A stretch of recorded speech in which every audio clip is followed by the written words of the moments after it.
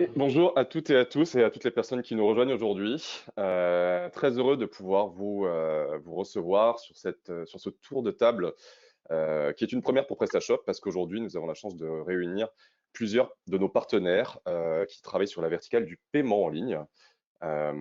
Et du coup, très simplement, aujourd'hui le sujet sera du coup sur les nouveaux usages de paiement. Effectivement, on en parle beaucoup en ce moment et le sujet plus particulier de Buy Now, Pay Later qui aide, du coup, in fine, aux commerçants à améliorer leur taux de conversion. Donc voilà, je vais vous faire une petite introduction très rapide.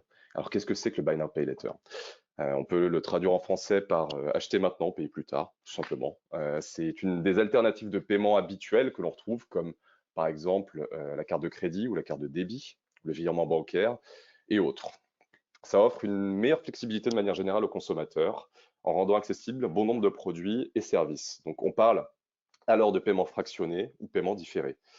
La majeure partie du temps, d'ailleurs, le client se va proposer un report de ses prélèvements de 15 à 30 jours suivant la date d'achat initiale. Alors, d'où est-ce que ça vient, le Buy Now Pay Later?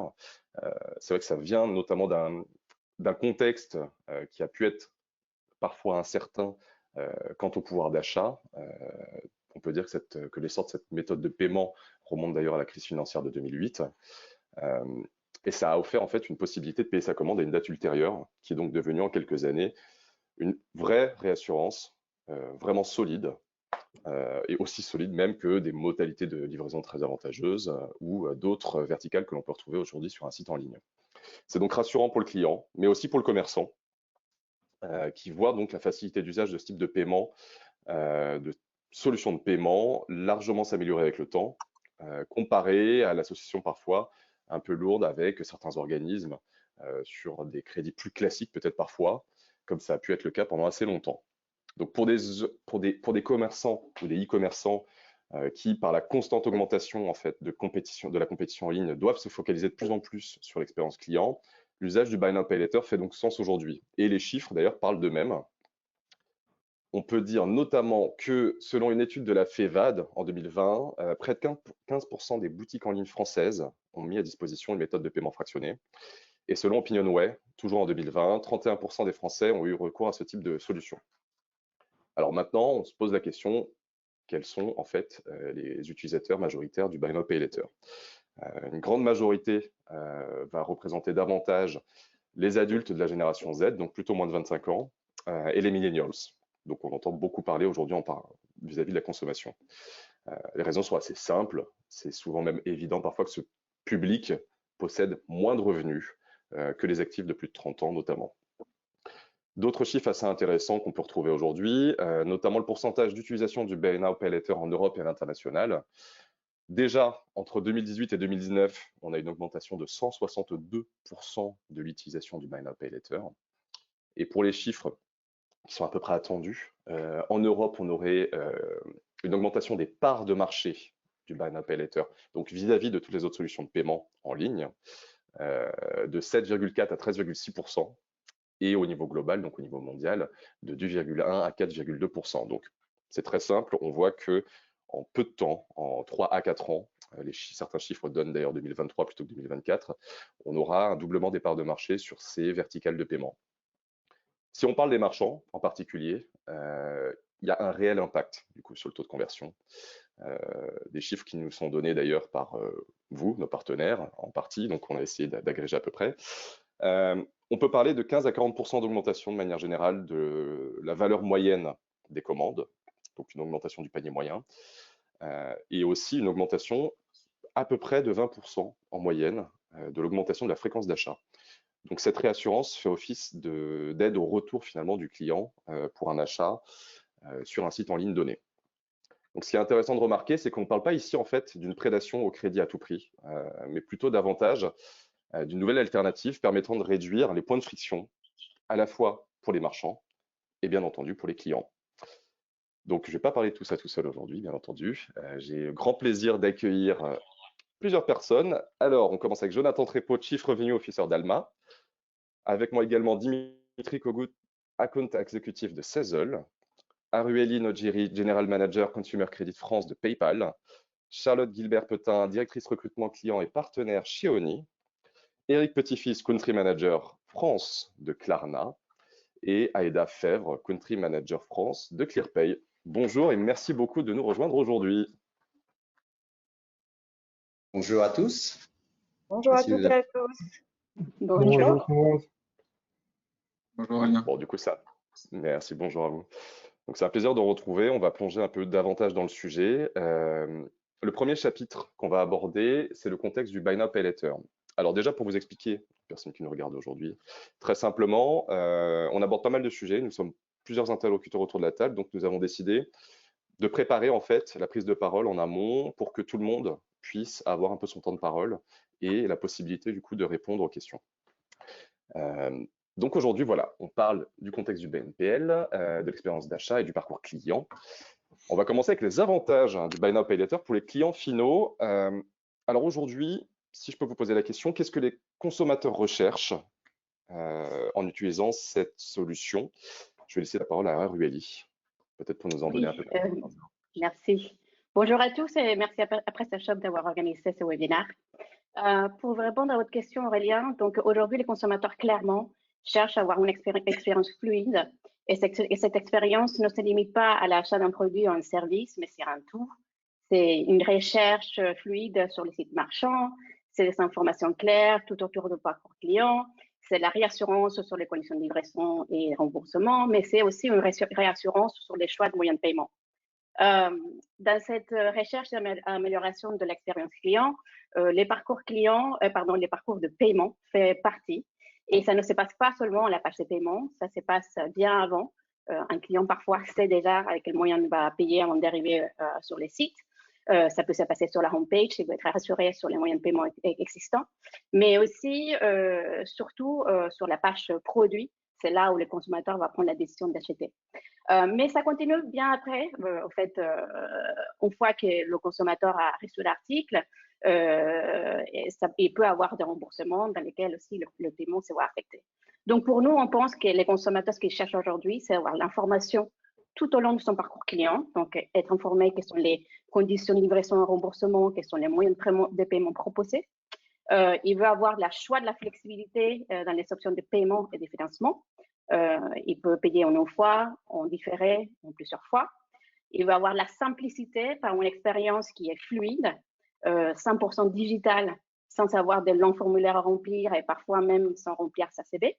Mais surtout, il veut avoir de la sécurité car les moyens de paiement, c'est une donnée sensible et donc il veut être rassuré. Donc, pour nous, tous ces nouveaux moyens de financement qu'on appelle maintenant Buy Now Pay Later peuvent aider à répondre à ces besoins d'amélioration de l'expérience client en rapportant du choix et de la flexibilité à nos consommateurs. Très bien, merci beaucoup. Charlotte, vous pouvez peut-être nous en dire un peu plus également?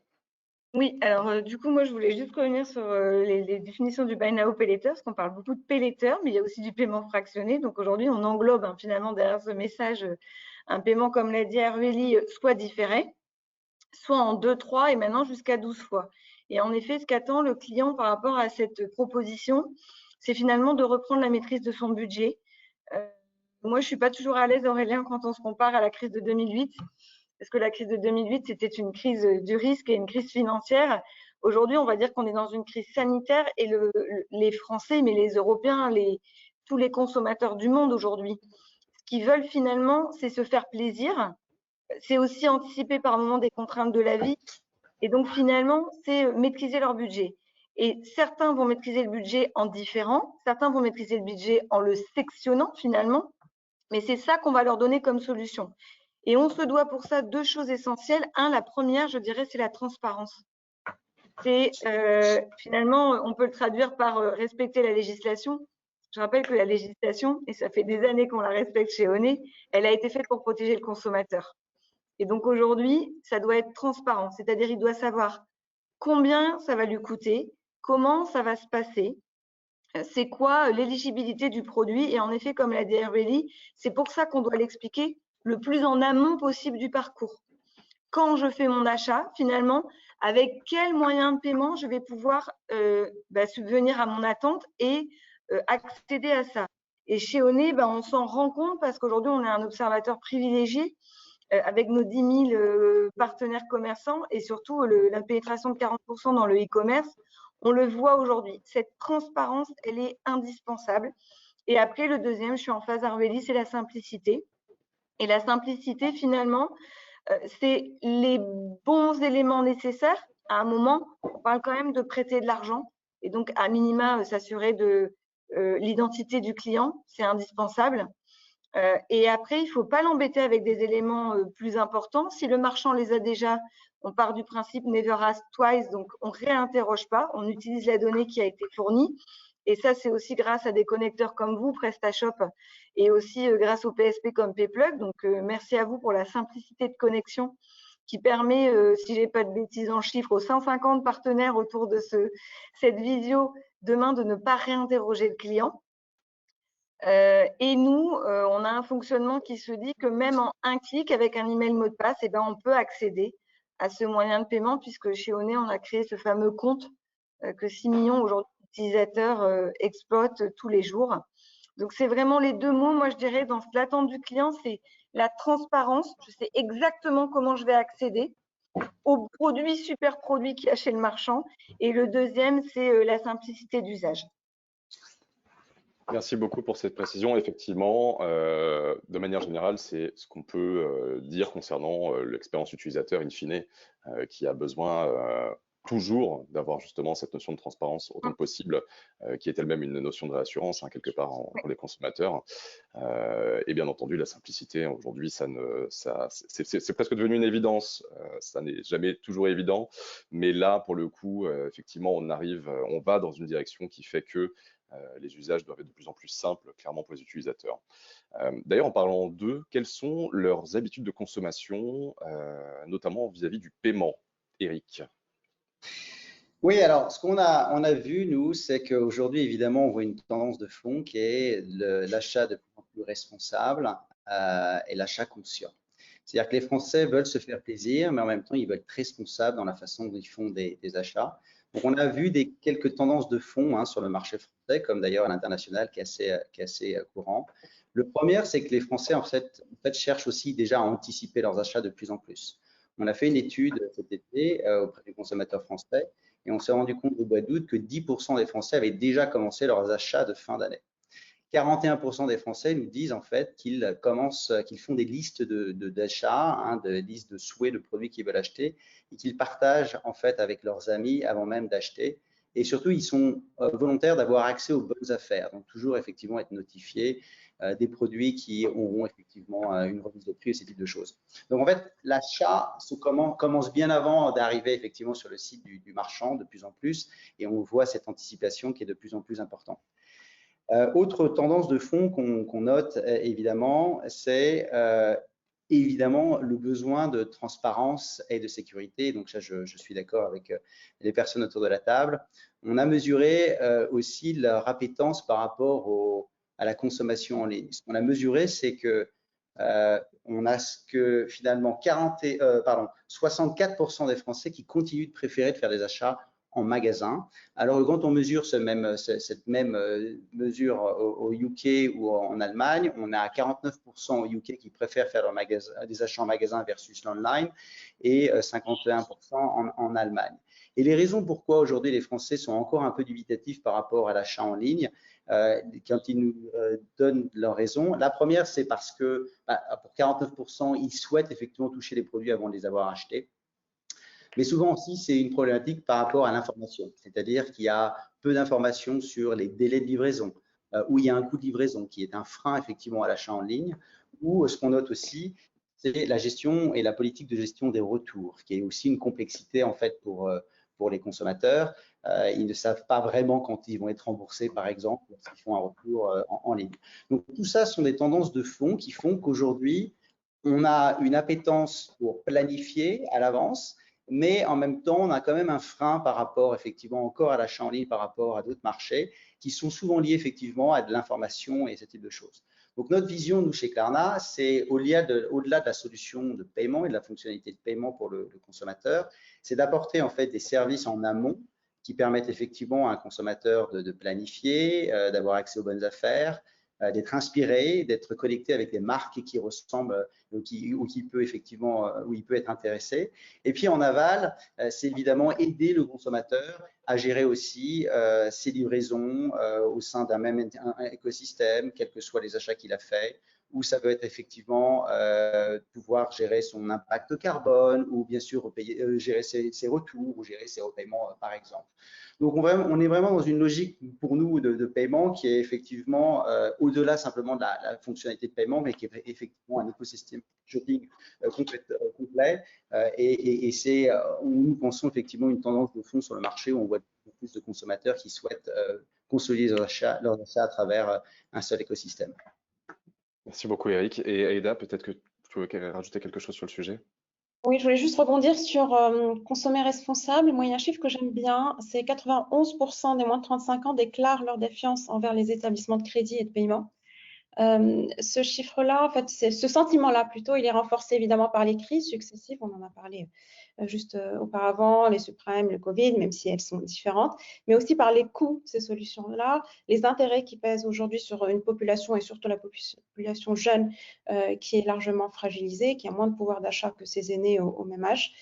Et ça se traduit très concrètement en fait par un shift des solutions traditionnelles d'emprunt, mais aussi de paiement, parce que c'est peut-être moins pertinent sur un marché français, mais sur les marchés anglo-saxons, on a aussi tout le système des cartes de crédit. Et donc, on a un shift qu'on voit très nettement des emprunts, des cartes de crédit vers des solutions de BNPL, paiement fractionné, paiement différé, y compris sur des achats du quotidien. Pour moi, c'est vraiment le shift, il est double quelque part. On n'utilise plus les mêmes méthodes, mais on n'utilise plus ces méthodes-là pour les mêmes raisons. Aujourd'hui, les méthodes BNPL sont utilisées pour différents achats, y compris du quotidien.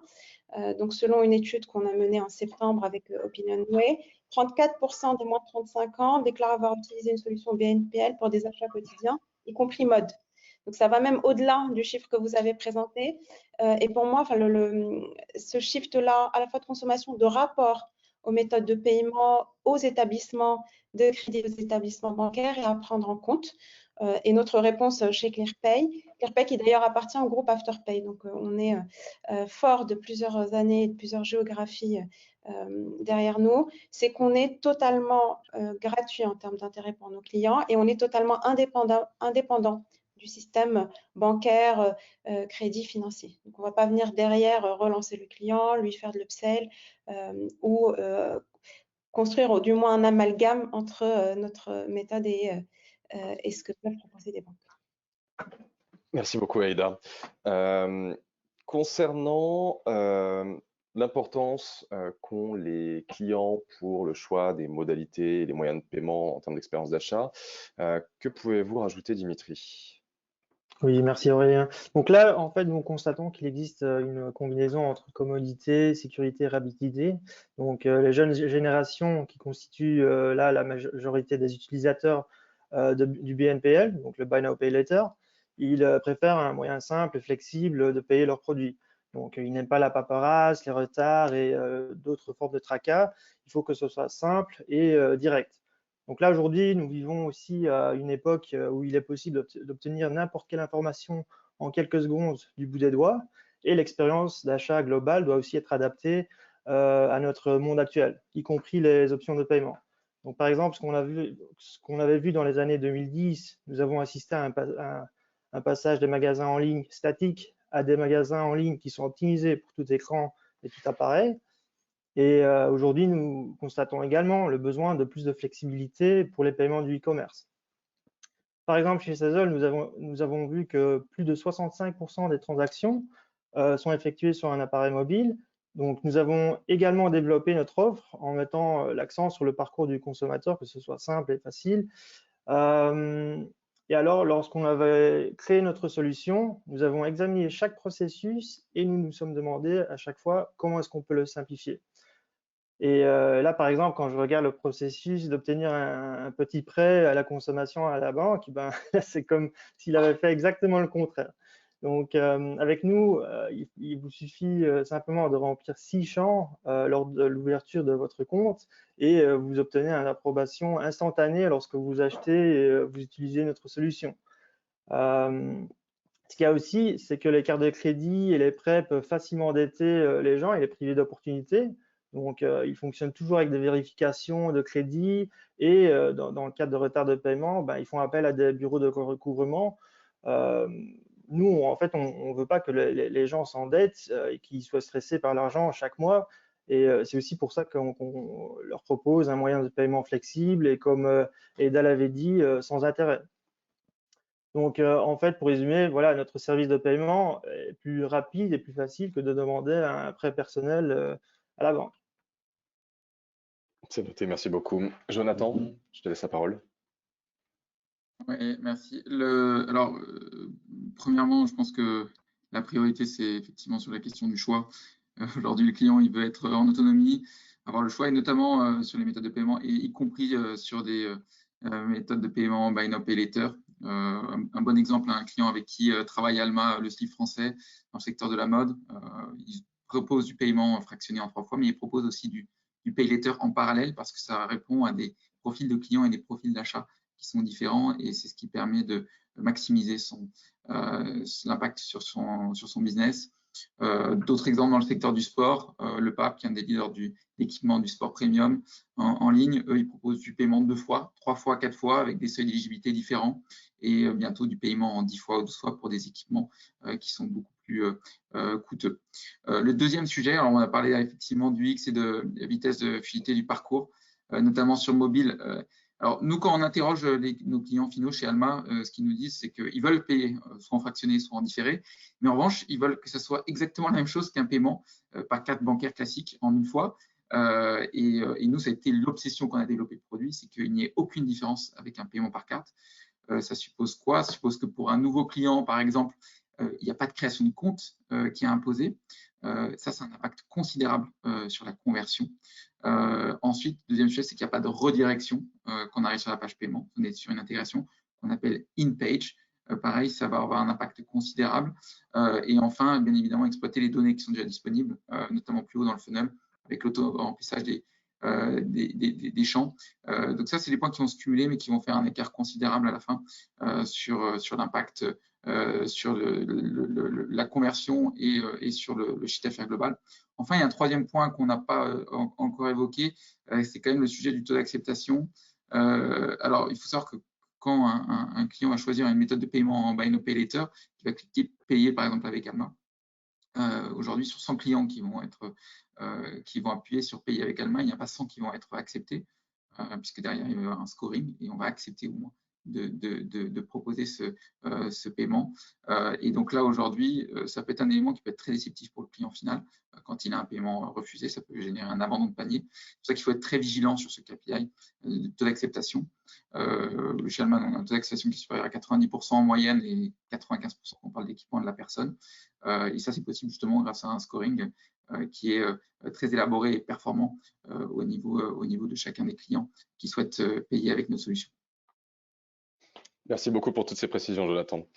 On va maintenant rentrer un peu aussi sur la raison pour lesquelles le BNPL s'est démocratisé et surtout les raisons qui ont poussé en fait l'accélération de son usage. Donc c'est vrai qu'on en a parlé un tout petit peu déjà dans cette première partie et également un peu en introduction. Donc il y a des raisons qui sont assez claires aujourd'hui, notamment la multiplication effectivement des verticales possibles de paiement et puis donner en fait offrir la possibilité d'avoir justement diverses tout simplement solutions à offrir aux clients, et notamment avec de la simplicité, avec de la transparence, avec de la rapidité.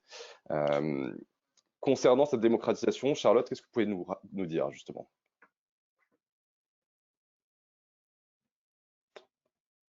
On ne vous entend plus. Oui, si vous nous entendez. Alors moi déjà, vous redire que tout ce que je vais vous exprimer, c'est des cas avérés avec nos commerçants, qu'ils soient en physique ou en ligne, ça ne fait pas de différence. Aujourd'hui, en fait, finalement, il y a, je dirais, 3 éléments importants. Le premier, pourquoi ça s'est démocratisé et utilisé de plus en plus? D'abord parce qu'on l'a rendu accessible, et comme ça a été dit par beaucoup de mes confrères, ça a été rendu accessible parce que c'est un produit qui finalement aujourd'hui est un produit un peu en dehors du scope du crédit. Pour autant, j'aimerais quand même tous qu'on soit conscients qu'aujourd'hui, si vous connaissez une petite association qui s'appelle Crésus, les gens ne sont pas endettés à cause des prêts personnels et du crédit conso, mais à cause des abonnements, messieurs, mesdames. qui est le premier taux d'endettement des Français. Donc, ça n'a rien à voir avec du gratuit ou du payant. À un moment, quand on dépense plus que ce qu'on peut gagner, et la mensualisation, à un moment, elle se cumule et on a tous une capacité à payer chaque mois. Et ce n'est pas les taux d'intérêt finalement qui sont un problème. Donc, ce qu'il faut, c'est avoir cette responsabilité par rapport au client. Le client, il faut l'aider là-dessus. Après, il faut aussi l'aider à accéder. Et c'est ce qui vraiment a accéléré les choses. Je pense qu'on peut se le dire, le confinement, il a accéléré le digital, mais il a aussi accéléré les besoins des Français. On l'a dit tout à l'heure, avec cette consommation raisonnée, raisonnable, finalement, ils n'ont pas forcément dépensé tout feu, tout flamme, mais ils ont eu des besoins qu'ils n'imaginaient pas. Je ne sais pas le nombre de jacuzzis qui ont été vendus pendant la période du confinement, mais ça a été un vrai bond. Et donc, à un moment, ce n'était pas un produit indispensable, mais quand on est enfermé entre ces 4 murs et qu'on a un petit coin, on prend un jacuzzi gonflable. Quand on a ces 4 gamins à la maison à longueur de journée, quand on est de télétravail, on commande pléthore de jeux chez Cultura, chez d'autres. Et donc, on a ce besoin finalement instantané qui s'est créé et sur lequel on se dit finalement, ça va durer dans le temps. Et donc, je viens finalement étaler mon produit sur la durée pendant laquelle je vais le consommer. C'était tout le sens d'un crédit conso avant, c'est tout le sens d'un prêt personnel, c'est exactement le sens d'un 3-4 fois. Ce ne sont pas forcément des produits projets, mais ça va être des produits plaisir ou des produits contraints. Et donc, moi, j'ai envie que mon partenaire, mon marchand chez qui je vais, m'aide en effet, slip français, à m'acheter les 10 slips dont j'ai envie ou à venir régulièrement acheter. Donc, c'est vraiment ça aujourd'hui qui fait cette démocratisation. Je dirais que c'est la simplicité, le fait que c'est assez accessible à n'importe qui à partir du moment où il a 18 ans, que c'est pas intrusif. Je ne demande pas beaucoup d'éléments pour y accéder.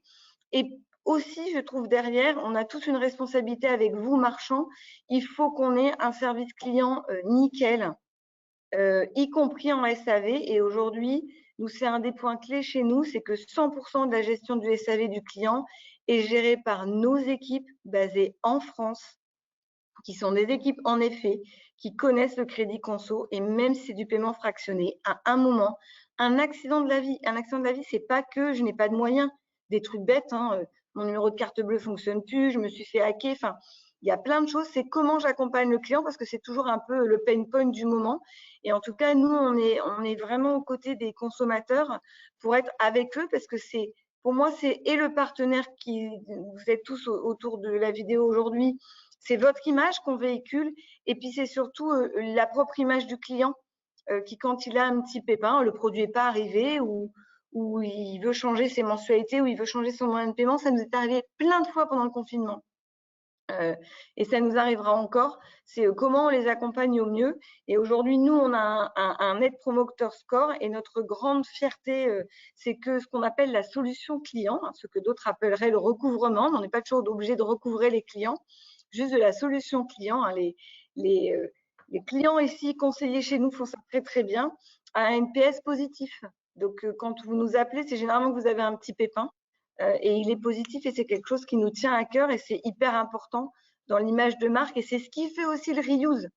Parce que si vous l'avez fait une fois que vous avez eu un petit pépin, vous regoutez à la solution et vous reprenez et on a un reuse qui est très fort. Aujourd'hui, sur nos 6 millions de comptes, je vous donne un chiffre qui est hyper important, 70% de nos 6 millions de comptes sont réutilisés à peu près 3 fois par an. Et dans tous les sites marchands. Donc, un jour, je m'achète des slips, le lendemain, je m'achète un jacuzzi. Et puis, la dernière fois, je m'achète une petite robe. Donc, Effectivement. c'est aussi le reuse qui fait le bénéfice de ce produit. Effectivement, non, c'est vrai que c'est tout l'intérêt, quelque part, effectivement.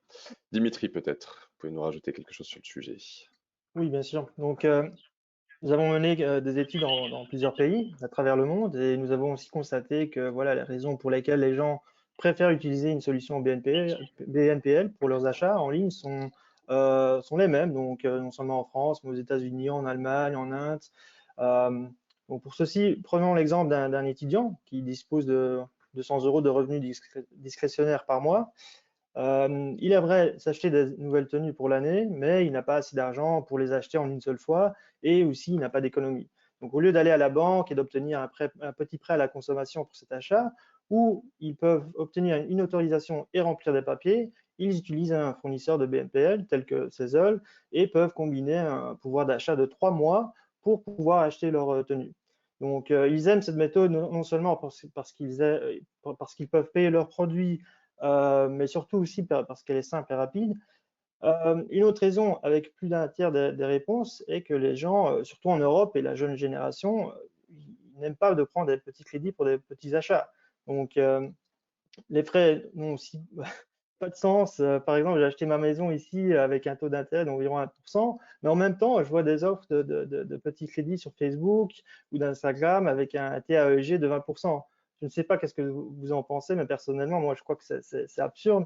Et donc, bien sûr, il est normal que les consommateurs associent immédiatement les petits crédits à des frais scandaleux et des dettes, alors que la majorité des fournisseurs de BNPL proposent une solution sans intérêt.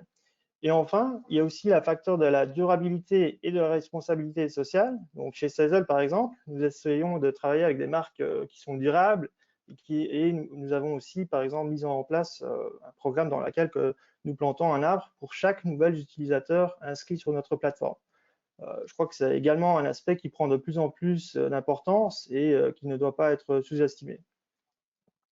Très bien, merci beaucoup. Quand il s'agit de rentrer un peu dans le contexte actuel, c'est-à-dire en 2021, et aux nouvelles attentes des consommateurs sur l'usage, sur l'utilisation d'un e-commerce, d'un site e-commerce, enfin d'un commerce en ligne, qu'est-ce qu'on peut dire à ce propos? Peut-être Aïda.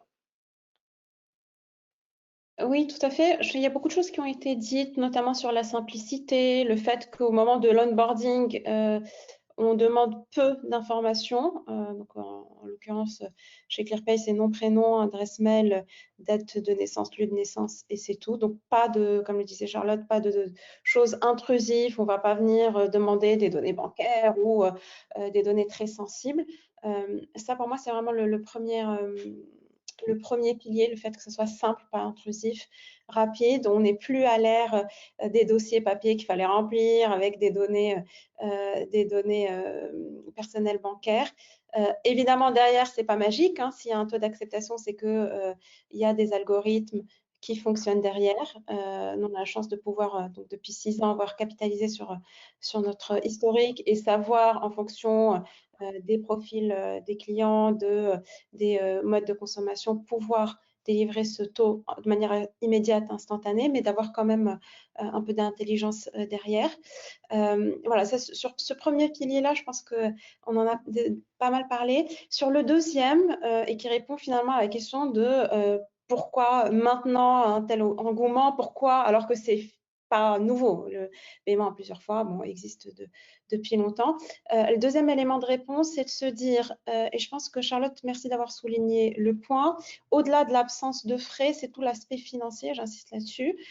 Donc, le fait qu'il n'y ait pas de taux d'intérêt, mais aussi le fait, et en tout cas, nous, c'est ce qu'on applique, le fait qu'on puisse appliquer un plafond au niveau de chaque client en fonction de son ancienneté, de son historique de dépenses, etc. Donc, on fait vraiment au plus fin et on fait vraiment très attention à ne pas entraîner le client dans des dépenses qu'il n'a pas les moyens d'assumer. Et pour cela, donc encore une fois, c'est pas magique. Il y a des algorithmes derrière qui permettent d'estimer le profil en fonction des usages, des habitudes de consommation du client, mais aussi de ce que peut nous demander le marchand partenaire, mettre des plafonds et pouvoir faire évoluer de manière sensible et fine cet algorithme-là.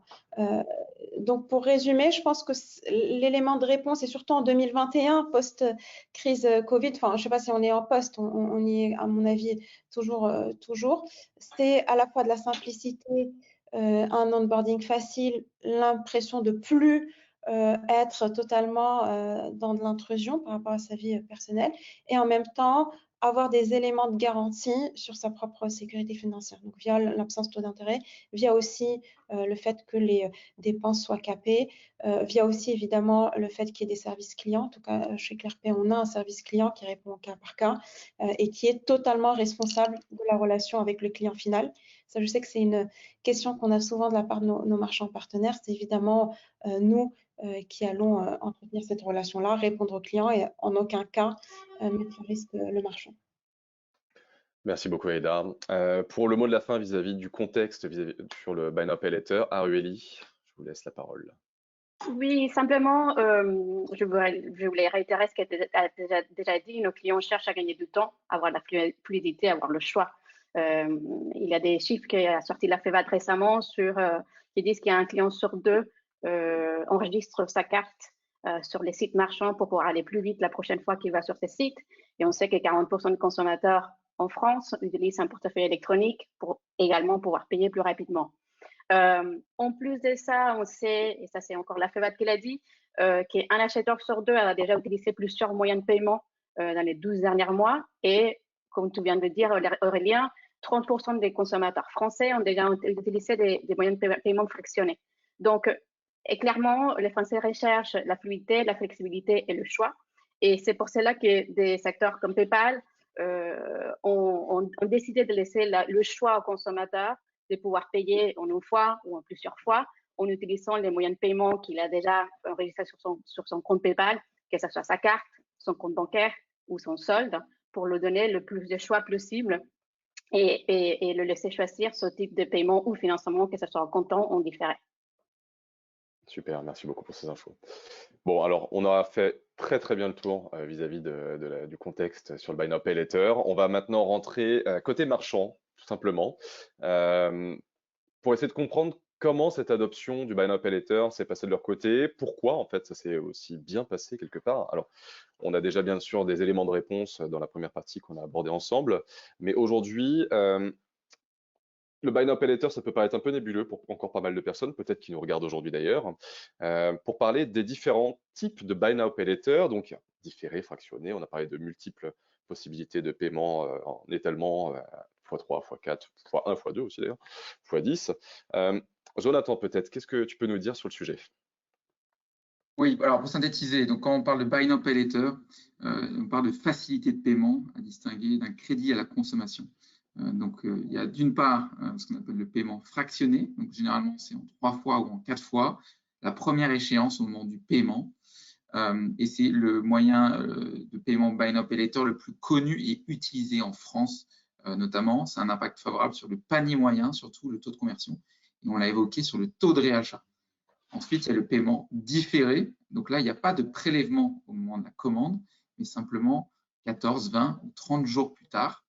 Dans ce cas-là, on appelle ça les 14 jours qui font la différence avec 2 use cases. Le premier, c'est essayer avant d'acheter. Typiquement, dans un magasin physique, on ne paye pas avant de passer dans la cabine d'essayage. Pourquoi ça serait le cas en e-commerce? Et ensuite, il y a je ne peux pas payer en fin de mois, mais je pourrais 10 jours plus tard. Donc, le use case parfait, c'est Black Friday. Et dans ce cas-là, avec un paiement différé, je vais pouvoir finaliser l'achat. C'est très adapté notamment sur toutes les verticales autour de l'équipement de la personne. Et enfin, il y a le crédit à la consommation. Là, souvent, c'est un paiement fractionné en 10 fois ou 12 fois, qui est beaucoup plus adapté au secteur de l'équipement de la maison, avec des paniers plus élevés, ou de l'électronique, par exemple. Et là, en revanche, on est dans un produit qui est réglementé, donc en France, par la loi Lagarde.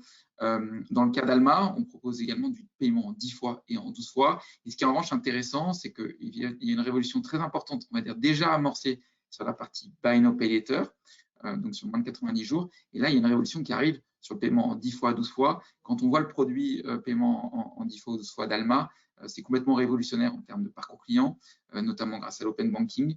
En fait, très simplement, ça réduit le délai pour finaliser ce type de paiement à moins de 3 minutes, alors que c'était en moyenne supérieur à 7 minutes par le passé. Donc, on estime que des usages vont considérablement se développer sur ce type de produit désormais. Merci beaucoup, Jonathan. Eric de Klarna, vous la parole. Oui, alors moi je ne vais pas répéter ce qu'a dit très bien Jonathan, qui a décrit extrêmement bien les produits, comme toi Aurélien au début de la conversation.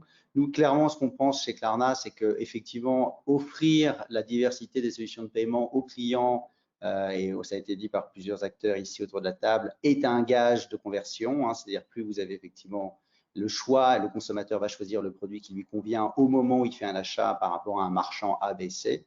Ça, c'est très clair. On pense aussi que la gratuité de l'offre pour les produits qui sont effectivement pas réglementés par la garde, en tout cas en moins de 90 jours, c'est aussi un gage de conversion pour le marchand. Fondamentalement aussi, une des différences, en quoi est-ce que Klarna a une vision un petit peu différente peut-être des acteurs, c'est que pour nous, le BNPL n'est pas seulement une fonctionnalité de paiement, mais c'est effectivement toute cette idée de comment un acteur BNPL peut être un partenaire de croissance pour un marchand. Comment est-ce que finalement on peut utiliser la base de clients qui utilisent effectivement un BNPL pour générer du trafic qualifié vers le marchand et aider les marchands à gagner des nouveaux clients.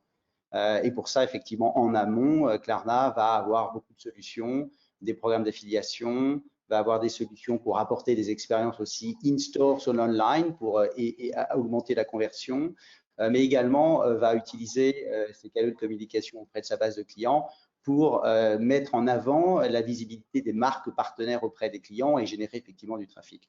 Aujourd'hui, on annonce d'ailleurs le lancement de notre app tout en un, qui est une app qui permet à un consommateur de faire du shopping avec Klarna, quel que soit le marchand sur le marché français.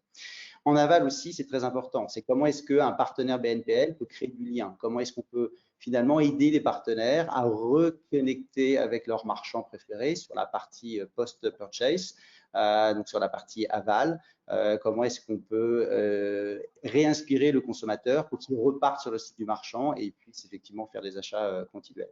Donc ce sont pour nous aussi des choses qui sont importantes dans le BNPL, c'est que le BNPL n'est pas seulement une fonctionnalité pour le consommateur, c'est pas simplement une fonctionnalité pour le marchand qui permet d'avoir un peu plus de conversion, mais c'est un outil pour avoir aussi du nouveau client, pour gagner de la visibilité en tant que marque, pour pénétrer des segments de consommation que les marchands cherchent effectivement à pénétrer. Et en ça, Klarna effectivement aide beaucoup de retailers à travers le monde. Merci beaucoup, Eric. Pour parler un peu plus justement des avantages du Buy Now Pay Later pour les marchands, je vais aussi laisser la parole du coup à Aurélie de PayPal pour nous en dire également. Oui, donc dans les avantages business, on a déjà dit, on peut avoir qu'il peut avoir une amélioration de la conversion chez les marchands, mais aussi on peut aider à augmenter la valeur du panier moyen. Chez PayPal, quand on a lancé le produit, on a vu qu'un panier moyen 4 fois était 3 fois supérieur à un panier moyen d'une autre solution de paiement PayPal. Il y a aussi un avantage compétitif pour les marchands, c'est-à-dire aujourd'hui, vous l'avez dit, il n'y a que 15% des sites e-commerçants qui ont un moyen de paiement fractionné. Et donc, en ayant cette offre, on peut se différencier des autres sites qui ne l'ont pas. Il a un avantage financier de gestion pour les marchands car le marchand reçoit 100% de la commande au moment de l'achat sans devoir gérer les échéances avec les consommateurs, sans devoir gérer le paiement et non plus les risques impayés. Et chez PayPal, on a voulu aller un petit peu plus loin et aider nos marchands du point de vue technique, car le paiement 4 fois PayPal est déjà intégré dans la solution de paiement PayPal, c'est-à-dire qu'un marchand n'a aucun effort technique pour qu'un consommateur PayPal puisse payer en plusieurs fois sur son site. Aujourd'hui, on a près de 13 millions de consommateurs en France qui ont la possibilité de payer en plusieurs fois chez tous les marchands qui acceptent PayPal aujourd'hui. La seule chose qui reste aux marchands pour PayPal, ça serait de le mettre en avant pour vraiment augmenter la visibilité et aider le consommateur à prendre la décision dans leur achat. Merci beaucoup. Aïda de ClearPay, que pouvez-vous nous raconter aussi sur le sujet? J'ai un petit problème avec le micro. Pour compléter, deux choses pour moi. La première, c'est qu'on est au-delà des avantages. Et avant même de parler des avantages, aujourd'hui, on est non seulement sur une tendance, mais quelque chose qui est déjà là. Donc, encore une fois, 34% des moins de 35 ans ont déjà utilisé une solution de BNPL. 40% d'entre eux estiment que leur parcours en ligne devrait proposer ces solutions-là. Donc, on est sur une demande forte de toute une tranche des consommateurs, en tout cas des plus jeunes. Donc, le fait de proposer ces solutions-là fait qu'on va venir répondre aux besoins de nos consommateurs, venir attirer une nouvelle cible de clients, donc en l'occurrence les plus jeunes. Chez ClearPay, 72% de nos consommateurs ont moins de 35 ans, donc c'est assez flagrant. Et en répondant à ce besoin-là, en étant vraiment orienté vers les besoins du client, on va venir, comme le disait Aurélie, proposer, enfin, générer de la fréquence, générer de la fidélité. Chez ClearPay, notamment, donc nos utilisateurs utilisent notre solution en moyenne 9 fois et ça peut aller jusqu'à 60 fois chez les plus fidèles. Donc, c'est vraiment comment on crée ce cercle vertueux en répondant à un besoin qui est déjà clairement exprimé. Le premier élément de réponse. Deuxième élément de réponse, et chez ClearPay, on va encore plus loin dans ce cercle et dans le fait de créer de la fidélité, de la fréquence, mais aussi de la conversion. D'ailleurs, c'est intéressant, Aurélien, parce que vous en avez parlé en introduction, sans donner l'impact sur le taux de conversion en lui-même. Nous, on a pu l'étudier chez ClearPay. On peut aller jusqu'à 10% sur certains de nos partenaires marchands, notamment dans le secteur de la beauté. 10% de taux de conversion, c'est énorme.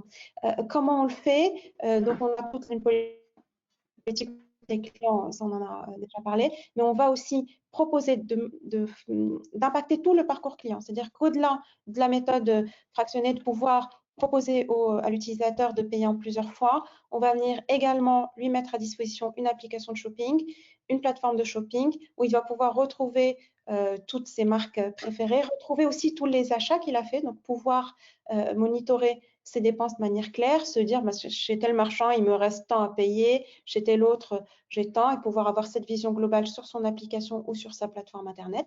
Et le fait d'être vraiment sur tout le parcours client et pas uniquement une méthode de paiement qui vient à la fin, qui vient quelque part comme cerise sur le gâteau, fait qu'on va venir augmenter d'autant plus la fréquence d'utilisation, donc encore une fois 9 fois par an chez nous et jusqu'à 60 fois, améliorer le taux de conversion, donc jusqu'à 10%, et puis améliorer et faire augmenter le panier d'achat 20%, tout en attirant une nouvelle cible qui est la cible des moins de 35 ans. Bon, ce que je garderais un peu en takeaway de cette partie-là, c'est qu'on a quand même des chiffres assez impressionnants, notamment vis-à-vis de la conversion et aussi justement de la fidélisation quelque part des utilisateurs. Dimitri de Sezzle, est-ce que vous pouvez nous donner un petit témoignage, peut-être une success story qui vous vient à l'esprit? Oui, bien sûr. Donc, nous travaillons avec une marque canadienne de sport de plein air, appelée Altitude Sport, depuis l'année dernière, en mars, donc juste au début de la pandémie de Covid, et ils cherchaient à tester une solution BNPL. Donc, comme beaucoup de marchands, ils suivaient les tendances sur le marché, l'évolution des préférences des clients, et ils ont aussi vu l'impact du BNPL aux États-Unis. Donc, l'un des propriétaires, il était très sceptique car les taux étaient bien sûr plus élevés que ceux de leur méthode de paiement en ligne traditionnelle. Mais l'autre propriétaire, en fait, il voulait prouver la théorie avec des statistiques réelles.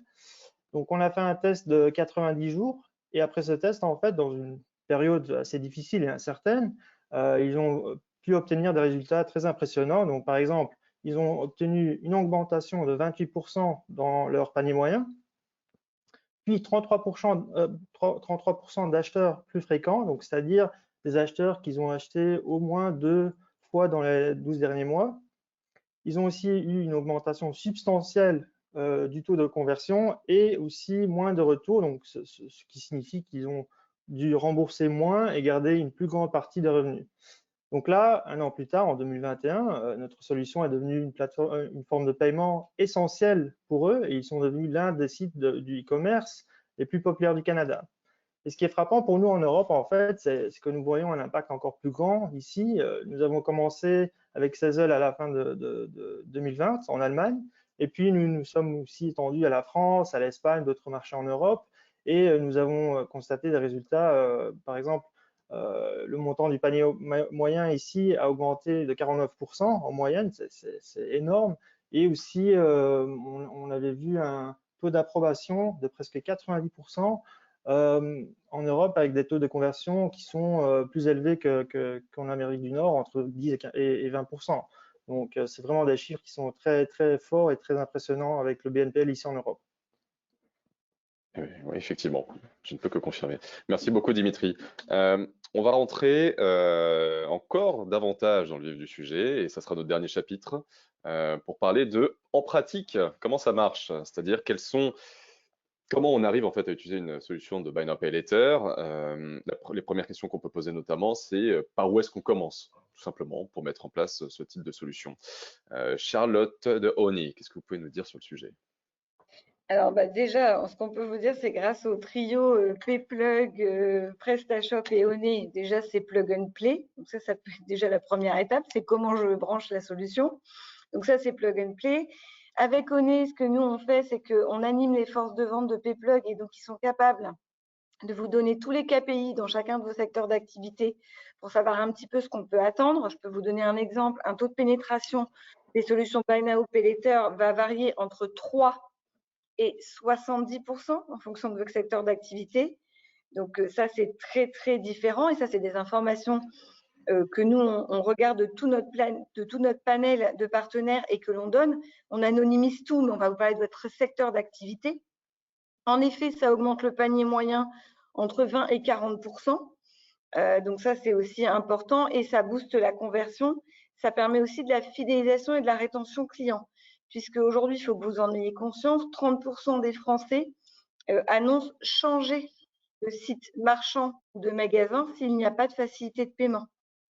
Donc, ça n'enlève pas tout ce que vous faites avant, hein, le choix de l'offre, le prix, on n'enlève pas tous les bons basiques marketing, mais à un moment, à la fin, la différence peut être sur la facilité de paiement.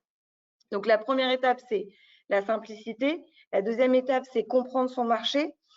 Voilà, moi j'ai un passif de retailer, donc je peux vous dire que dans la catégorie, vous devez connaître normalement quels sont vos leviers. Je peux vous dire que quand vous êtes dans le domaine de l'habitat, et on va vous donner un exemple qui est Emma Matelas qui a lancé son site, son code marché était indispensable avec du 3-4 fois. C'était pas envisageable de démarrer autrement. À côté de ça, vous avez d'autres secteurs d'activité, je vous en citerai un autre avec qui on fait beaucoup de belles choses en ce moment. C'est pêcheur.com. Lui, c'était pas instinctif au démarrage. On a travaillé avec lui, on a regardé ses profils de clients. Il l'a plutôt fait après le lancement de son site. Et aujourd'hui, il a l'entièreté de la gamme puisqu'il fait aussi bien du pay later que du 3-4 fois, que du 12 fois CB. Et aujourd'hui, il le fait finalement. Et c'est des catégories de gens différents ou des moments de vie différents. Il y a un moment de ma vie où je vais faire un pay later, il y a un moment de ma vie où je ferai un 10 fois, il y a un moment de ma vie où je ferai un 3 fois. Et donc finalement, on va dire la largeur de gamme que vous allez proposer, la période à laquelle vous allez proposer, le mix gratuit payant, ça dépend finalement de vos codes de marché et aussi de vos codes clients. Et donc ça, c'est des choses que nous, on va apprendre. Et la solution plug and play qu'on a grâce au trio que je viens de citer, elle est hyper flexible puisque chez nous, on peut faire du payant, du gratuit en même temps ou à des moments différents. Changer les seuils également. Ça, c'est des petites astuces. Mais bien entendu, quand le pouvoir d'achat est un petit peu plus difficile, au Black Friday, tout le monde veut accéder à tout de suite. Donc, on travaille aussi les seuils et ça crée aussi une dynamique commerciale parce que c'est votre politique commerciale et nous, on va venir s'adapter à vos politiques commerciales. C'est hyper important. Donc, on va vous donner du conseil grâce au panel des 10 000 partenaires que l'on a et des 33 ans d'antériorité qu'on a dans ce domaine d'activité. Et puis, on est né du commerce, hein. On restera commerçant à vie. Mais on va aussi écouter vous, vos besoins, votre stratégie et on adaptera le produit à votre stratégie. Et ça, c'est juste majeur. Alors, via les équipes Pplug, parce que c'est le trio qu'on a utilisé, mais c'est super important de s'adapter à votre stratégie. Et certains ont des stratégies d'upsell, d'autres de vente de produits à marge additionnelle. On va vraiment rentrer dans vos codes et nos équipes sont formées à ça. Elles ont plus une âme de commerçante, mais avec une patine de financière, mais commerçant d'abord. Merci beaucoup, Charlotte.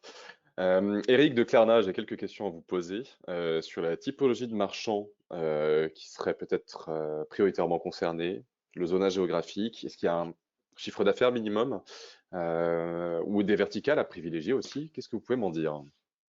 Alors, c'est vrai qu'historiquement, les premiers produits dans le BNPL, qui était effectivement le paiement à 14 jours ou à 30 jours, ce type de produit-là, avaient une très forte résonance avec la mode, par exemple. Et pourquoi? Parce que ce que disait Jonathan tout à l'heure, c'est cette idée de transférer finalement la cabine d'essayage chez soi et vous essayez un produit chez vous et vous le payez une fois que vous l'avez gardé, vous l'avez essayé. Donc, c'est vrai qu'on a le BNPL marche très bien sur tout ce qui est mode, tout ce qui est cosmétique aussi. Nous, on a lancé, par exemple, Sephora en Italie dernièrement et en Espagne aujourd'hui d'ailleurs, mais en Italie dernièrement où ils voient une augmentation du panier moyen très significative. Hein. plus de 60% d'augmentation du panier moyen avec des solutions qui sont plutôt en fragmenté. Donc, ce qu'on voit, c'est que traditionnellement, c'était plutôt la mode sur des produits paiement à 30 jours. C'était peut-être plutôt les biens d'équipement, en tout cas en France, pour tout ce qui était effectivement paiement fractionné. On voit aujourd'hui des acteurs moins à même d'être avec des paiements fractionnés, aller vers le paiement fractionné parce qu'effectivement, ils voient des augmentations assez importantes de leur panier moyen et de l'engagement avec leurs clients. On voit aussi beaucoup d'entreprises dans le luxe qui commencent à travailler de plus en plus sur cela, même si en général, le luxe ne souhaite pas être associé avec le crédit. Et pourquoi? Parce qu'en fait, c'est aussi un moyen pour eux finalement de rajeunir aussi leur marque et rajeunir leur population. On a vu tout à l'heure que le BNPL est très populaire avec les millennials. On voit de plus en plus d'entreprises effectivement qui souhaitent s'associer avec des acteurs du BNPL pour aussi rajeunir effectivement leur marque, leur image de marque et gagner des clients, des jeunes clients qui deviendront des clients plus engagés à du long terme avec eux. Donc nous, on travaille avec toutes les verticales. Pour répondre à votre question, Aurélien, on travaille beaucoup dans la fashion, dans la mode, dans la cosmétique, dans les biens d'équipement, dans les biens culturels, toutes les plateformes et tous les sites qui ont une vraie stratégie, on va dire, direct to consumer, donc effectivement sur en ligne, sont effectivement bienvenus pour travailler avec des acteurs du BNPL et nous, on est tout à fait ravis de travailler avec eux. Sur un chiffre d'affaires minimum, on en a vraiment pas. L'idée, c'est effectivement de travailler avec tous les segments de marchands et tous les marchands, et d'où effectivement là tous les acteurs autour de cette table sont partenaires avec PrestaShop. On est ravis d'être partenaire avec PrestaShop aussi pour pouvoir proposer nos solutions de manière très simple avec PrestaShop ou via aussi des PSP et PrestaShop, puisqu'on est partenaire aussi avec la plupart des PSP sur le marché français. Eh bien, merci beaucoup Eric, ça me paraît très clair. Le mot de la fin pour Jonathan de Alma concernant la notion peut-être un peu de coût, de risque, de retour sur investissement. Une précision, donc c'est important de distinguer le non garanti du garanti dans le Buy Now Pay Later. Également, nous ne faisons que du paiement 100% garanti, ça signifie que le commerçant reçoit 100% du montant de la commande à J+1. Donc, il n'y a aucun risque pour le marchand. La totalité du risque de défaut est portée par Alma. Le seul coût est un coût variable, qui est un pourcentage de commission sur la vente. Il n'y a pas non plus de coût d'intégration, de coût de setup. L'intégration se fait en quelques minutes grâce à un connecteur PrestaShop, par exemple. Et le taux de commission variable, lui, il va être en fonction du type de produit BNPL. Un paiement 4 fois est bien sûr plus cher qu'un paiement 3 fois, puisqu'il y a un risque de défaut qui est supérieur. Et ça va aussi dépendre de la verticale de produit qui est vendu. Tous les verticales produits ne présentent pas le même niveau de risque. Enfin, une précision importante, c'est que qu'avec Alma, le marchand il est libre de refacturer ou non le taux de commission au client final. Et quand on parle de ROI, nous, ce qu'on constate, et bien évidemment, on invite tous nos retailers partenaires à pouvoir faire soit des tests et du tracking sur la performance. Et on constate un ROI qui est quasi immédiat et il est d'autant plus important que l'impact est très fort sur effectivement le taux de réachat et la fidélisation. Enfin, dernier point, quand on parle de risque, il y a un risque, bien évidemment, qu'il ne faut pas négliger, c'est celui sur l'image et la réputation. Aujourd'hui, on constate qu'Alma est privilégié par les acteurs les plus customer-centric du marché, notamment parce qu'on a un rating 4,8 sur 5 Trustpilot. Ce qui explique aussi qu'il y a des marques de luxe qui ont été évoquées, qui commencent à arriver sur ces produits de paiement, des acteurs comme Jacquemus qui décident de travailler avec nous parce qu'ils savent qu'ils sont en pleine confiance. Derrière, c'est nous qui allons assurer le suivi avec le client et notamment s'il y a un incident, mais il y aura un niveau de service qui correspond aux standards de ces marques qui sont particulièrement exigeantes. Eh bien, je pense qu'on a fait totalement le tour de la question. Merci beaucoup, Jonathan. Très bien. Bon, écoutez, en guise de conclusion, moi, je vais faire très, très court parce que j'ai l'impression qu'on a fait vraiment un super bon tour du sujet du Buy Now Pay Later. Je suis très heureux d'avoir pu échanger avec vous et merci beaucoup de nous avoir apporté toutes ces informations. La conclusion est simple, c'est qu'effectivement, aujourd'hui, on est sur une nouvelle verticale, des nouvelles verticales de paiement qui sont en fait tout simplement là pour aider à la fois les consommateurs, à la fois les clients. On a vu et on a compris les raisons pour lesquelles aujourd'hui nous avions ce type de verticales justement qui sont arrivées sur le marché. Bien entendu, les marchands, in fine, qui trouvent aujourd'hui des usages beaucoup plus simplifiés, dans lesquels ils peuvent avoir plus de confiance, notamment pour la verticale du paiement, du coup. Donc voilà, tout ce que je peux dire aujourd'hui, c'est que j'ai été très heureux d'en apprendre plus, moi également, sur le sujet. Bien entendu, je rappellerai que tous nos partenaires qui sont ici présents aujourd'hui, leurs solutions sont disponibles sur la marketplace add-ons de PrestaShop pour une installation qui du coup est très simple systématiquement. Je pense que je parle un peu pour tout le monde à ce sujet-là. Donc n'hésitez absolument pas à aller visiter les pages en question sur la marketplace. Et on va passer aux questions-réponses. Alors parce que nous avons quelques questions du chat. Alors, et ce sera à qui voudra répondre. Alors, nous avons une question de Paul. C'était sur le premier chapitre, donc sur le contexte, qui posait la question de quelles sont les sources pour les 80% des moins de 35 ans qui font défiance aux institutions de crédit. 91%. Alors, on a eu 91%. Bon, Paul nous a dit 80% en tout cas, voilà. Je corrige, c'est une étude qu'on avait menée en début d'année avec YouGov, donc ça je pourrais partager à l'issue de ce chat. Très bien, merci beaucoup, c'est très clair. Thomas ensuite nous avait posé la question, le Buy Now Pay Later surfe sur une réglementation plus light, entre guillemets, que le crédit conso classique. Est-ce que vous anticipez de vous aligner sur les réglementations dans les années à venir? Alors ça, c'est du coup une question un peu globale. Je veux bien répondre. Je pense que c'est le sujet du moment et je pense que vous êtes tous au courant. Je pense qu'on en a beaucoup parlé. Aujourd'hui, on est sous le scope d'une réglementation en dessous des 90 jours. Pour autant, messieurs et dames, nous faisons tous quand même du crédit. Et donc, à un moment, il faut respecter un minimum de règles. Et les règles, c'est d'être soumis à la réglementation et de s'assurer que l'on sécurise le client et le marchand. Je pense que c'est ce que l'on fait tous. Et je pense qu'à minima, ce que l'on a dit, c'est la transparence pour le client du coût, la transparence pour le marchand aussi du coût, et de communiquer clairement les informations, puisque fractionner un paiement, c'est quand même faire une avance d'argent. Donc je pense qu'aujourd'hui, on est tous d'accord là-dessus. C'est un produit qui est simple, qui doit rester simple. Je pense que le régulateur l'a tout à fait compris, mais simple ne veut pas dire sans respecter de nouveau le consommateur final.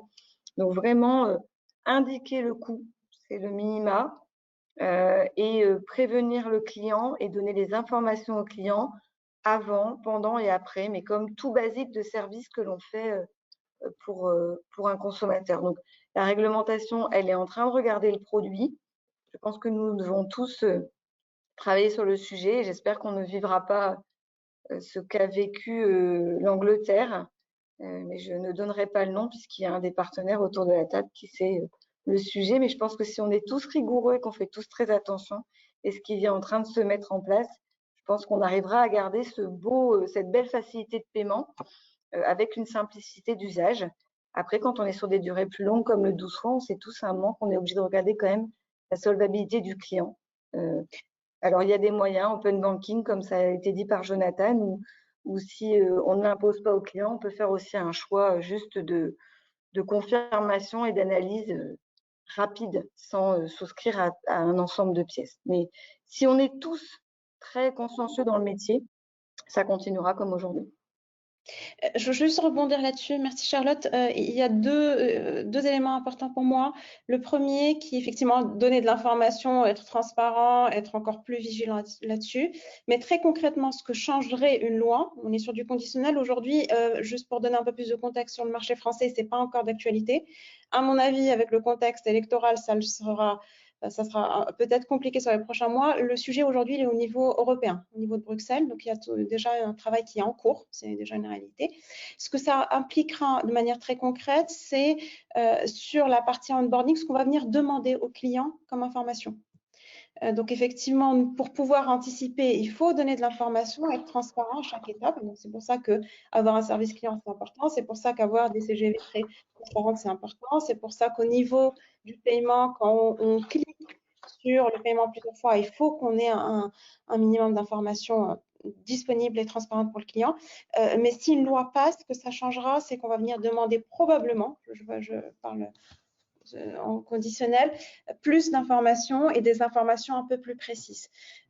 Pour ça, donc, il va y avoir un arbitrage à faire, soit entre l'onboarding qui aujourd'hui est très simple, donc voir comment on peut malgré tout garder ce juste milieu, soit utiliser, alors on parle beaucoup de l'open banking. L'open banking aujourd'hui en France, on n'est pas à son plus haut potentiel, c'est-à-dire que si les banques se coordonnent et font bien ce travail-là d'ouverture d'accès des données, on pourrait dans l'idéal avoir à la fois un onboarding simple tout en ayant accès à un minimum d'informations bancaires, j'entends, et solvabilité.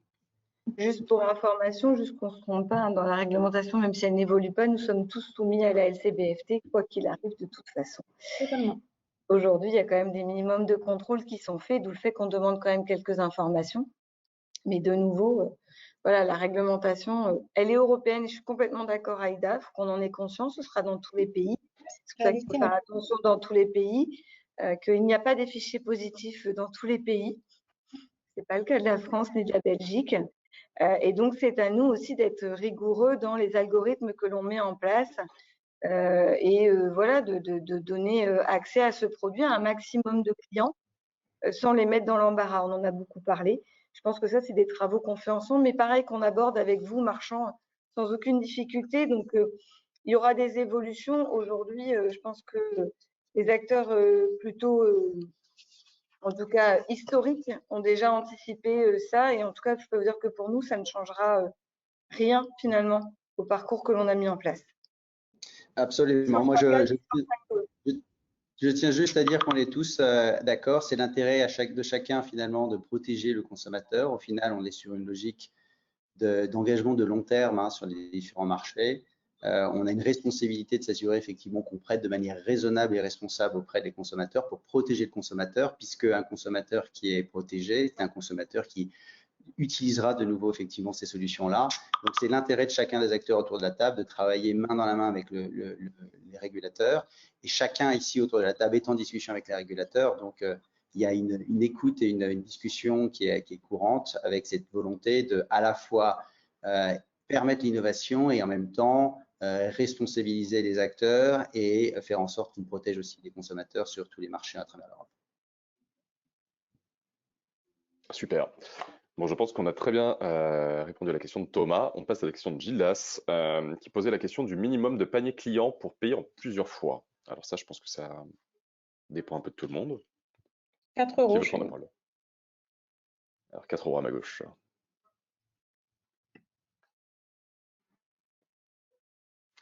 Ça dépend de quoi vous parlez. Aujourd'hui, sur le PayLater, beaucoup ne mettent pas de minimum d'achat. Finalement, je diffère un paiement. Sur le 3 ou 4 fois, on a plutôt, nous, une tendance à dire qu'on avait un panier moyen à 100 euros, c'est notre offre standard. Mais aujourd'hui, on la baisse à 30 ou 40 euros. Je pense que de fractionner en dessous d'une mensualité de 10 euros, c'est peut-être notre historique de crédit conso, mais il y a des minimums en dessous duquel on se dit qu'il faut pas aller, il faut pas non plus rentrer dans un travers voilà, du 1 euro. Donc, je pense qu'il faut regarder un petit peu ce que l'on veut fractionner, même s'il faut donner une accessibilité maximum. Voilà. De nouveau, c'est adaptable. C'est comme le seuil maximum. Finalement, il n'y en a pas. Hein. Aujourd'hui, on s'est monté jusqu'à 6 000. On a déjà fait des dérogations à 8 000 euros. C'est pareil. Est-ce que finalement, 2 000 euros de mensualité, c'est quelque chose qui me simplifie vraiment la vie? Donc après, il faut travailler aussi sur le mix produit. Hein. On rappelle bien que ce qu'on veut rendre accessible, c'est sa dépense mensuelle. Merci on parle de 2 000 euros par mois, on est largement au-delà d'un SMIC. Je pense qu'il faut qu'on reste raisonnable aussi. C'est noté. Est-ce que quelqu'un veut prendre la parole encore sur ce sujet, sur les minimums sur le panier moyen, alors sur le panier minimum, autant pour moi. Non, nous, on est aussi alignés sur Charlotte. Hein, notre politique, c'est effectivement plutôt d'offrir du paiement fractionné à partir de 35 euros minimum. Et on a évidemment la flexibilité, on peut s'adapter à des besoins marchands, mais en général, effectivement, on a la même vision de ne pas pousser les gens à utiliser du fractionné pour des choses qui devraient normalement pouvoir se payer soit en 30 jours, soit effectivement directement avec sa carte. Ça a du sens, effectivement. C'est pareil pour PayPal, 30 euros minimum, jusqu'à 2 000 euros. Et chez Sezzle aussi, en fait, on voit que voilà, à partir de 50 €, les gens ils commencent vraiment à utiliser les solutions BNPL, sinon ils achètent leurs produits en une fois. Par contre, ce qui est différent chez nous, c'est qu'on a un maximum qui va jusqu'à, voilà, dépendant du secteur et du marchand, entre 400 et 500 € pour minimiser le risque pour nous et le marchand, mais aussi pour faciliter voilà, le processus pour les consommateurs d'acheter leurs produits qu'ils veulent acheter.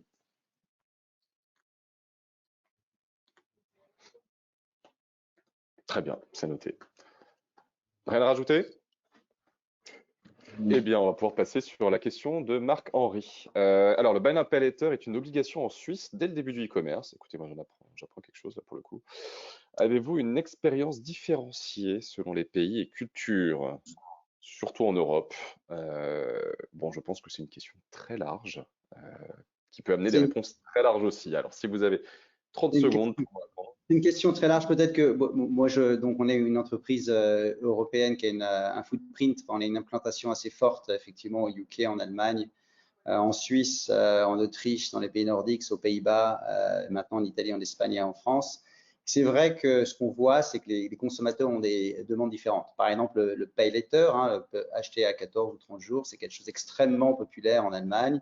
Le paiement maintenant aussi est très populaire en Allemagne. Les Allemands veulent du contrôle, donc ils payent beaucoup en transfert bancaire ou ils payent en direct debit. Donc nous, effectivement, notre politique, c'est d'offrir au client ce dont il a besoin.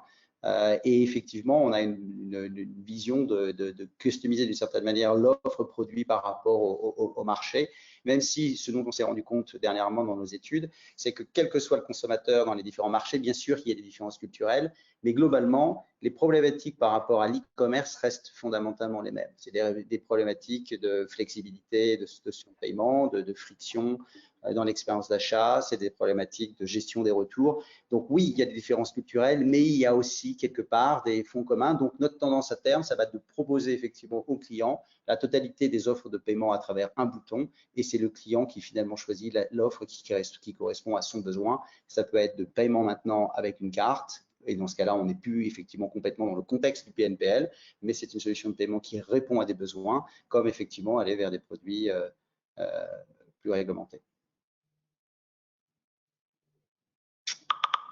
Super.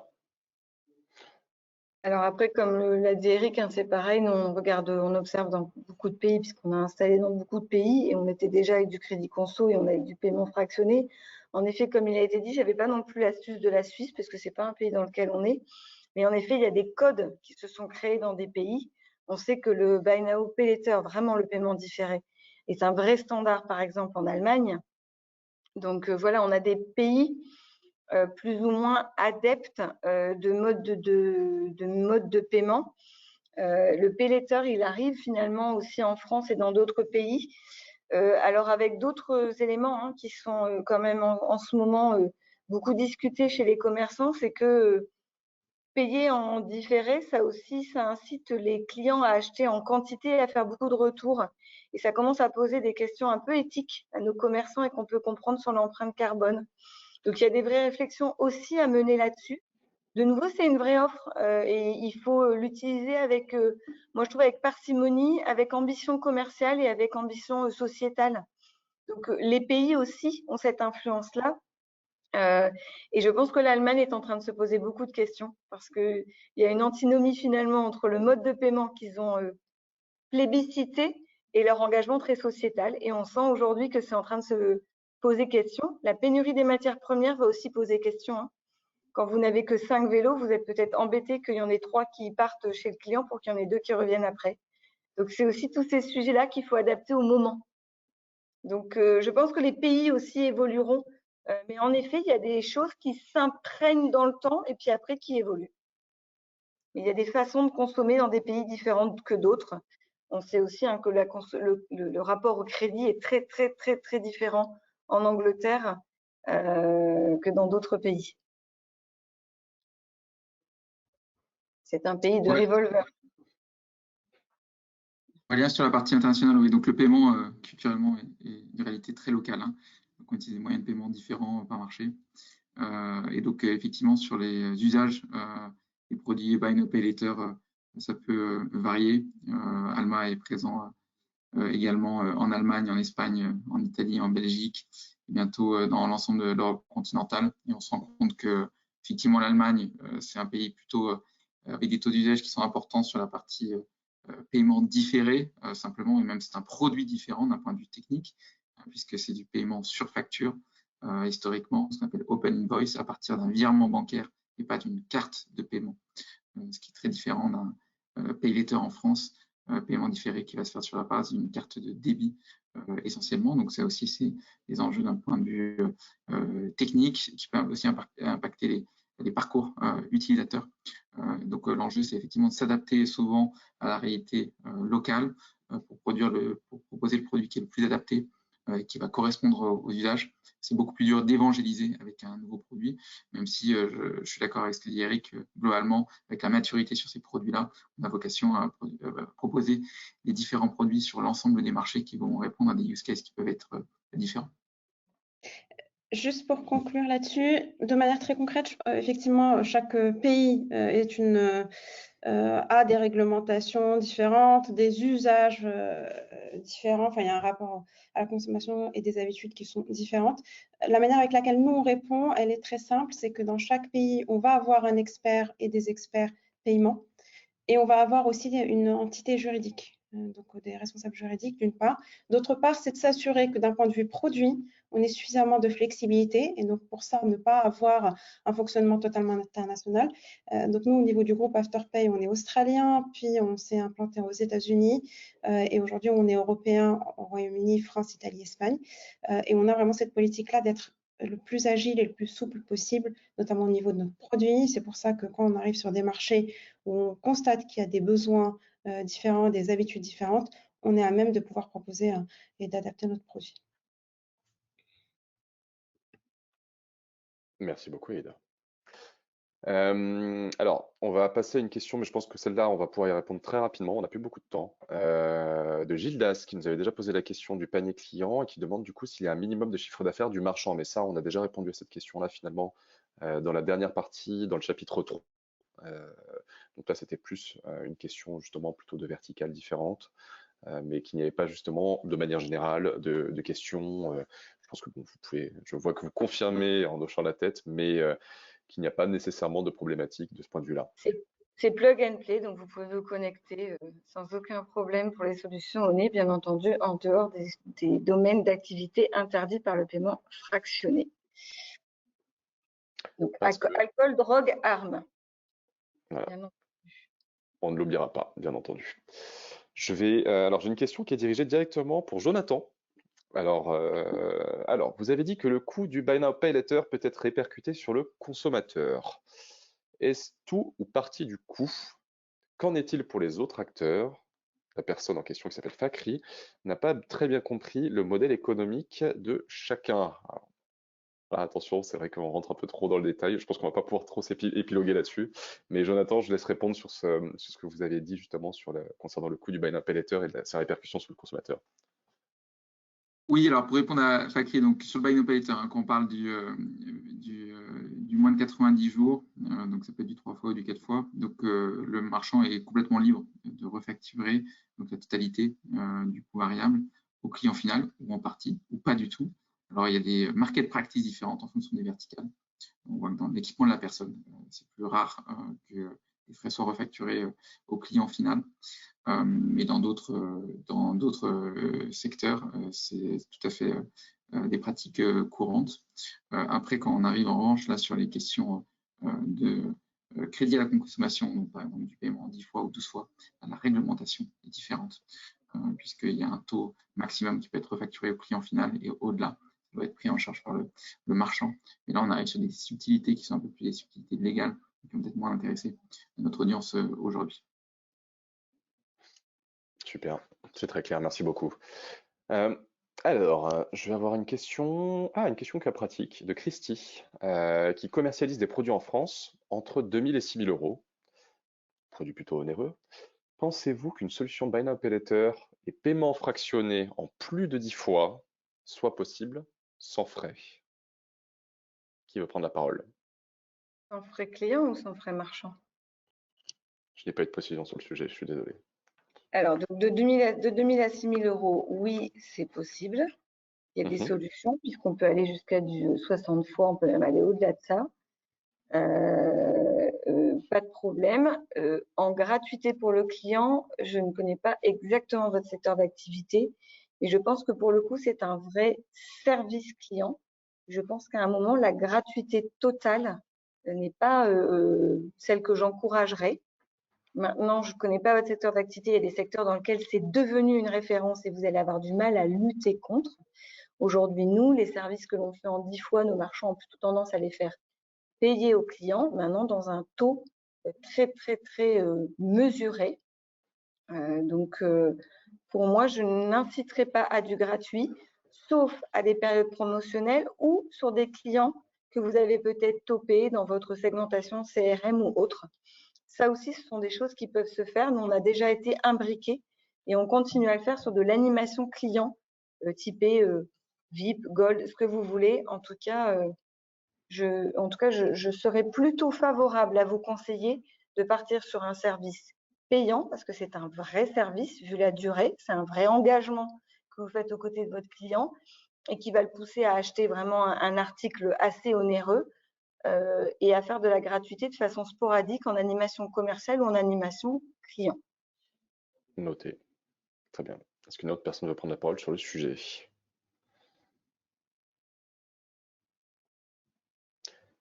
Eh bien, passons. Nous avons donc encore une question. Bonjour à tous. Donc, c'est pour tout le monde. Proposez-vous des offres partenaires pour les agences? Question d'Axel. Alors, je pense qu'on parle d'agence web, a priori, agence de création de site e-commerce. J'aurais tendance à dire ça.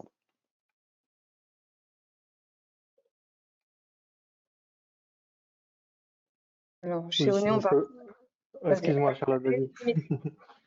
Nous, chez Oné, on est agnostique, donc on peut rencontrer tout le monde dans toutes les solutions. Nous, on a un mot d'ordre, c'est simplifier la vie du marchand. Donc, c'est bien pour ça qu'on a rencontré PrestaShop, parce que je pense que vous êtes très nombreux autour de la table à travailler avec PrestaShop. Donc, à partir du moment où c'est dans vos codes d'activité, on a démarré le travel il y a 4 ans, on a vite compris que c'était d'autres CMS qui orchestraient ou GDS, et donc à un moment, on se connecte aussi avec, on va dire, les références du marché. Donc, il y a des discussions à avoir sans aucun problème, mais comme aussi sur des marketplaces aujourd'hui, on bosse avec de grandes marketplaces et qui nous demandent de rendre le service à leurs propres marchands. Donc, oui, ouverture totale, tout secteur d'activité, tout type de parcours, tout type de produit, occasion neuf et après CMS, GDS, PSP. Voilà. Agnosticité totale. On est aussi partant chez Klarna. On est assez récent sur le marché français avec un produit sur le marché français puisqu'on s'est lancé au mois de juin. On a déjà des partenariats assez forts avec les plateformes, avec les PSP et évidemment, on est très open à des partenariats, des discussions, partenariats, des commerciales avec des agences aussi, comme on le fait partout en Europe. Donc, ravi de prendre contact avec vous après ce meeting. Oui, aussi ici chez Sezzle, donc on essaie de émuler un peu le système aux États-Unis. Donc là, on travaille avec beaucoup d'agences qui essaient d'aider et de guider les marchands pour avoir du succès, non seulement avec voilà, tout ce qui est méthode de paiement, mais aussi avec leur site web et maintenant aussi avec le BNPL. Donc, c'est quelque chose qu'on essaie de faire en Europe aussi. Donc, on travaille avec les agences, avec le PSP et comme Charlotte l'avait dit, on essaie de vraiment faciliter le tout afin aider les consommateurs et les marchands. Et Aurélien, du côté d'Alma, donc nous on a un programme effectivement partenaire qui est très dynamique. Effectivement, nous, quand on a pensé le produit, c'est pour qu'il soit très facile d'installation et de manière très intuitive. Donc, en fait, l'approche avec les partenaires, c'est se positionner comme un partenaire de conversion et de performance. Et on pense qu'ils ont un rôle clé à jouer dans le dispositif. En fait, il faut bien comprendre que le Buy Now Pay Later, quand on vient de le brancher et qu'on le met à disposition du client, le travail ne fait que commencer. en réalité, parce que derrière, il faut l'utiliser commercialement. Et pour ça, il faut l'animer, que ce soit en haut de funnel, que ce soit même dans des annonces SEA, par exemple, dans du retargeting. Et là, en revanche, c'est un travail qui est un petit peu plus intense. C'est là où on va aller capter les points de performance les plus précieux. Et on a besoin d'un accompagnement et de partenaires au niveau des agences. Donc, souvent, ils nous utilisent en avant-vente, très bien. On parle des agences web pour gagner des projets. En fait, Alma fait partie d'une stack de solutions techniques qui vont permettre de booster la performance sur des nouveaux projets de replatforming, par exemple. Et après, ils nous utilisent également dans la partie accompagnement. Là, dans la période actuelle, on est très sollicité parce que c'est des quick wins à l'approche du Q4, donc Black Friday, période de Noël, pour aller booster la performance du Black Friday, pour booster la performance full price. Ils savent qu'en quelques heures, la solution peut être live. Et donc, effectivement, ça fonctionne bien et on arrive à développer nos partenariats assez rapidement avec toute typologie d'agences, des agences très matures et puissantes, mais aussi des plus petites agences, puisqu'on travaille avec tout type de marchands. Et nous, finalement, chez PayPal, comme je l'ai dit précédemment, on a pris parti d'enabler la solution de paiement 4 fois directement dans la solution de PayPal. Donc, tous les marchands qui ont déjà la solution de PayPal en bénéficient du paiement 4 fois. La seule chose qui reste à faire, et le travail qu'on fait avec les agences et les partenaires, c'est de pouvoir le mettre en avant, que ce soit sur la page homepage, que ce soit sur la page produit, simplement dire le paiement 4 fois PayPal est disponible. C'est la seule chose qui reste à faire aujourd'hui. C'est noté, merci beaucoup. Et on a perdu Ada au passage. Bon, en attendant peut-être qu'elle se reconnecte ou non, merci beaucoup en tout cas pour toutes ces précisions que vous avez pu apporter. Moi, j'insisterai sur le fait, toutes les personnes du moins qui nous regardent déjà actuellement ou qui regarderont cette vidéo après coup, n'hésitez absolument pas à contacter justement toutes les personnes qui sont autour de la table. Bon, peut-être à part moi, puisque bon, je suis plutôt une pièce rapportée, mais n'hésitez absolument pas à les contacter, passer par les sites notamment des solutions pour contacter directement. Je pense que tout le monde a une solution top service client pour justement avoir plus de détails sur toutes les informations un peu au cas par cas qui peut regarder telle ou telle personne. Et on a une dernière question tout à l'heure qui va être la question qui nous permettra de clôturer finalement ce tour de table qui, je l'avoue, a été assez long. Ça fait un peu plus d'1h20 que nous sommes ensemble quand même, mais je pense qu'on aurait guère fait mieux pour tout simplement saisir le sujet du Buy Now Pay Later. Je pense que on pouvait pas faire un tour de table aussi qualitatif aussi en termes d'acteurs présents ici. Donc, est-ce que la présentation sera disponible après coup? Oui, elle le sera. Elle le sera. Ce sera envoyé par mail à toutes les personnes qui se sont inscrites ici même sur ce webinaire ou tour de table, et également aux personnes qui ne sont pas inscrites. Donc voilà, il y aura la possibilité de revoir cette vidéo. Je tiens encore une fois à remercier tout le monde autour de cette table. C'était une super expérience de discuter avec vous et d'en apprendre un peu plus sur le Buy Now Pay Later. Et voilà, merci beaucoup encore une fois et nous allons clôturer. Merci à toutes et à tous et surtout bon commerce. Merci beaucoup. Merci beaucoup. Au revoir. Merci bien.